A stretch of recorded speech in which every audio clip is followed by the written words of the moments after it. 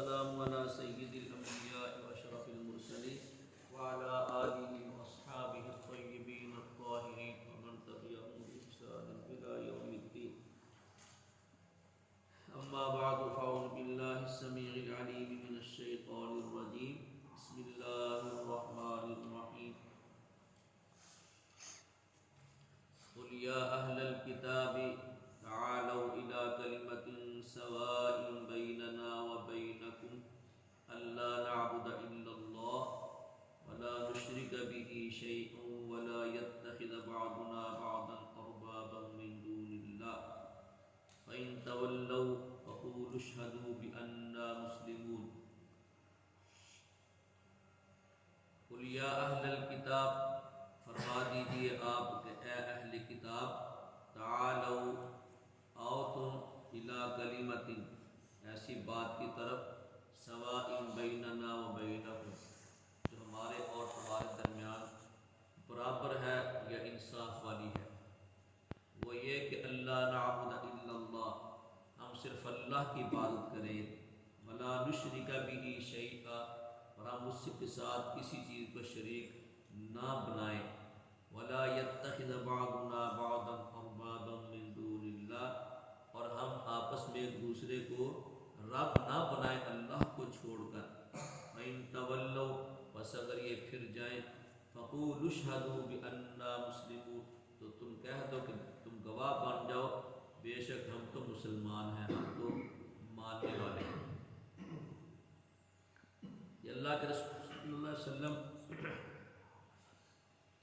نے صلح حدیبیہ جب ہوئی نا جی، کافروں کے ساتھ، مکہ والوں کے ساتھ 10 سال کا معاہدہ تھا کہ 10 سال ہم نہ صلح سے رہیں گے، ایک دوسرے کو نہ وہ جو شرطیں طے ہوئی اس کے مطابق نہ وہ چلیں گے.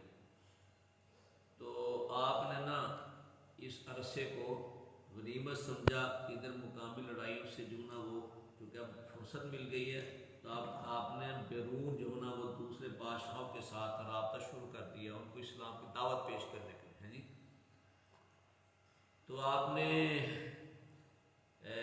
مختلف خطوط لکھے مختلف بادشاہوں کو.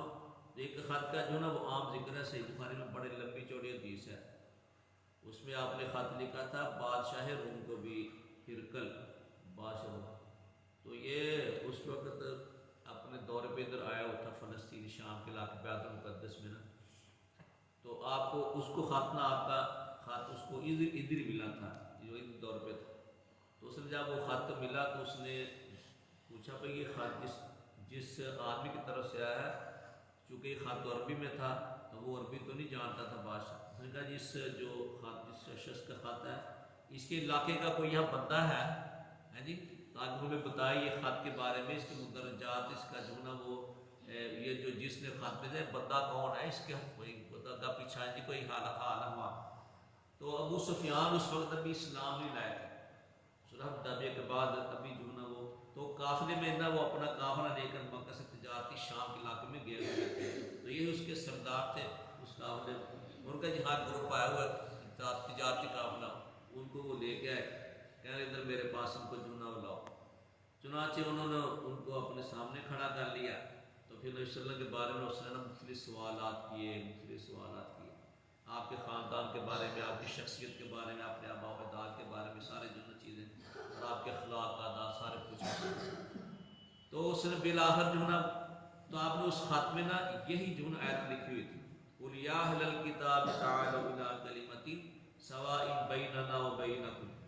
کہہ دیجیے اہل کتاب، اہل کتاب سے مراد یہودی عیسائی دونوں ہی ہیں، اہل کتاب یہودی اور عیسائی دونوں ہیں. اہل کتاب آؤ ایسی بات کی طرف جو ہمارے تمہارے درمیان مشترک ہے جی.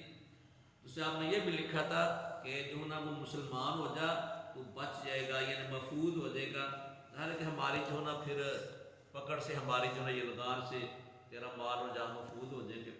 ساتھ یہ بھی فرمایا تھا اصل یؤتک اللہ اجرک مرتین، مسلمان ہو جا اللہ تعالیٰ تجھے 2 اجر دیں گے، کیونکہ تو عیسائی ہے نا، پہلے اس کا بھی تجھے اجر دے گا، پہلے نبی پر ایمان لانے کا اور مجھ پر ایمان لانے کا، اللہ تعالیٰ تجھے 2 اجر ملے گا. اور اگر تو ایمان نہ لائے تو تجھ پر تیری رعایا کا بھی گناہ ہوگا، پھر تو ان کا بھی بوجھ اٹھائے، کیونکہ تو ان کا گھر کے بادشاہ تیرے پیچھے انہوں نے چلنا. اگر تو اسلام نہ لائے تو پھر اس طرح نہ پھر تو اس نے نا اس نے ہرکل نے بادشاہ نے ساری چیزیں سن کے نا تبصرہ کر کے کہنے لگا جی اگر تو یہ جو باتیں آپ مجھے بتا رہے ہیں اس آدمی کے بارے میں جس نے مجھے خط لکھے محمد صلی اللہ علیہ وسلم، اگر یہ باتیں سچی ہیں تو پھر فَسَيَمْلِكُ مَوْضِعَ قَدَمَيَّ هَاتَيْنِ، پھر وہ قریب میرے یہاں جو میں کھڑا ہوں نا اس جگہ کا بھائی وہ بادشاہ بن جائے گا. یعنی اس نے نا وسلم کی نبوت کی صداقت اور جو نا وہ سچائی پر وہ سمجھ گیا کہ اگر وہ یہ باتیں ٹھیک ہیں جو بتا رہے ہیں تو پھر ضرور اس کی بادشاہ یہاں تک آ جائے گا. اس نے پھر ان کو اندر واڑ کے اپنے جو مشیر تھے ان کو کہنے لگا جی بھائی کر لے اپنے جے تو مان جو تو چنگا جاتے نہیں تو پھر تباہی ہو جائے جی. وہ جو نا بپر کہنے لگا جی تو پھر گزرے نکلا ہمارا بادشاہ تو ہم تو تجھے ہی جو نا وہ نہیں چھوڑے.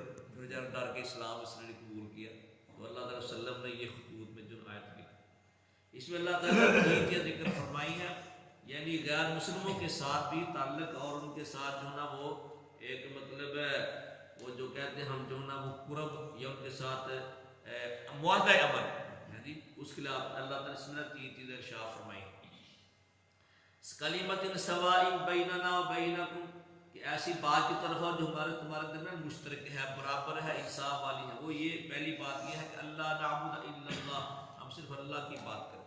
تمہارا بھی نبی جو ہے نا وہ موسیٰ بھی وہ بھی اللہ کی توحید کی دعوت دیتے تھے، عیسیٰ بھی اللہ تعالیٰ جو ہے نا بات کی دعوت دیتے ہیں، میں بھی یہ دعوت دیتا ہوں. اس پر اکٹھے ہو جائے جو صرف بنیادی ہمارا نقطہ اس پر اکٹھے ہو جائے اس پہ آ جائے. ولا نشرک به شیئا، اور ہم اس کے ساتھ کسی کو شریک نہ کریں یا اس کے جو نا عبادت میں اس کی بندگی میں اس کی ذات میں اس کی ثواب میں کسی کو شریک نہ بنائے. یہ دوسری چیز ہو گئی. تیسرا فرمایا ولا يتخذ بعضنا بعضا اربابا من دون اللہ، اور ہم آپس میں بندے انسان ایک دوسرے کو اللہ کو چھوڑ کر ایک دوسرے کو رب نہ بنائے. ہے جی رب نہ بنائے. اس میں دو مفہوم ہیں. ایک تو یہ حضرت اللہ تعالیٰ نے گویا کہ ان کی نا وہ ان کا جو عقیدہ تھا بنیاد اس کی اللہ تعالیٰ نے تردید فرمائی. یہودیوں نے حضرت عزیر کو اللہ تعالیٰ کا بیٹا بنا لیا اور عیسائیوں نے حضرت عیسیٰ کو اللہ تعالیٰ کا بیٹا بنا. اس کی مذمت ہوگی کہ ان کو اللہ تعالیٰ کا نبی مانو، اللہ کا بندہ مانو. ان کا جو اللہ تعالیٰ کا یہ شریک نہیں، اللہ تعالیٰ کی یہ شریک نہیں. دوسرا یہ تھا اس میں مفہوم یہ ہے کہ جس طرح حضرت علی بن حاتم یہ پہلے عیسائی تھے مسلمان ہو گئے تو ایک دن بیٹھتے تو انہوں نے ذکر ہے اللہ تعالیٰ ہماری مذمت کرتا ہے کہ ہم جو ہے نا ہم نے اپنے پیر و فقیروں کو جو ہے نا وہ علماء کو ہم نے رب بنایا تھا، ہم نے تو ان کو رب نہیں بنایا. فرمایا اللہ علیہ وسلم نے کیا تم ایسا نہیں کرتے کہ جس کو تمہارے علماء اور پیر کہہ دیں یہ چیز حرام ہے تم اس کو حرام سمجھتے ہو، جس کو کہہ دیں حلال تم اس کو حلال سمجھتے ہو. یہ تو رب بنا ہے کیونکہ حلال و حرام کا جو نا اختیار اللہ کے پاس ہے. تو اللہ کو چھوڑ کر کوئی اور جو نا بندہ کسی چیز کو حرام قرار دے کسی چیز کو حلال قرار دے یہ سمجھو اللہ تعالیٰ کے ساتھ رب بنانا ہے جی. اس لیے جو نا ہمارے علماء کہتے ہیں کہ جو پارلیمنٹ ہوتی ہے آج کل جو نا یہ ایسی قانون سازی نہ کرے جو اللہ تعالیٰ کے بنیادی جو ہے نا قانون ان کی مخالفت اگر ہوگا تو پھر اللہ تعالیٰ ساتھ سمجھو ان کو رب بنانا ہے. اس لیے جو نا وہ اللہ تعالیٰ اس لیے ہمارے آئین میں لکھا تو ہے کہ آئین پاکستان کا جو نا وہ سپریم آئین جو ہے نا آئین سپریم وہ کتاب و سنت ہے لیکن مانتے مونتے نہیں ہے مانتے مونتے نہیں. تو یہ تین چیزیں جی فرمایا اتحاد اور اتفاق کے لیے کہ اللہ کی صرف بات کی جائے اس کے ساتھ کسی کو شریک نہ بنایا جائے اور بندوں میں سے بھی کسی کو جو نا رب کے مقابلے میں جو نا وہ اللہ کے مقابلے میں نہ کھڑا کیا جائے خواہ وہ جو نا وہ قانون سازی کے حوالے سے ہو یا ان کو جو نا اختیار دینے کے حوالے سے ہو. اللہ تعالیٰ نے جو اس کی تنبیہ فرمائے کہ اللہ تعالیٰ کے سوا کسی کے پاس اختیار نہیں کسی کو حلال کر دے یا کسی چیز کو حرام قرار دے دے. قُلْ يَا أَهْلَ الْكِتَابِ کہہ دیجیے اے اہل کتاب تعالوا الی کلمۃ تم آؤ ایسی بات کی طرف سواء بیننا و بینکم جو تمہارے درمیان مشترک ہے اللہ نعبد الا اللہ ہم صرف اللہ کی بات کریں ولا نشرک به شیئا ہم اس کے ساتھ کسی چیز کو شریک نہ بنائیں ولا يتخذ بعضنا بعضا اربابا من دون اللہ اور ہم آپس میں ایک دوسرے کو اللہ کو چھوڑ کر رب نہ بنائیں. فَإِن تَوَلَّوْا پس اگر یہ پھر جائے آپ کی بات نہ مانے فَقُولُوا اشْهَدُوا تو تم انہوں کہہ دو کہ تم گواہ بن جانا بِأَنَّا مُسْلِمُونَ کہ ہم تو ماننے والے ہیں ہم تو تسلیم کرتے ہیں ہم تو مسلمان ہیں ہم ماننے والے ہیں. تم اگر نہیں مانتے تمہارا اپنا اختیار ہے تم جہاں مرضی جاؤ لیکن ہم تو اللہ تعالیٰ کے اس پیغام کو ماننے والے ہیں. آپ بھی مسلمانوں کے درمیان جو آپس ہے نا یہ فرقہ بندی وہ تو بالاولا یہ بنیاد ہونی چاہیے آپس میں اتحاد کی. کیوں سر جی؟ جی جی جی کیونکہ سارا عقیدہ تو یہی سب کا مشترکہ بنیادی، لیکن اس پر اکٹھے ہوتے ہیں پھر الحمدللہ باقی کام جو ہے وہ آسان ہو جاتے ہیں. اللہ تعالیٰ ملک توفیق عطا فرمائے.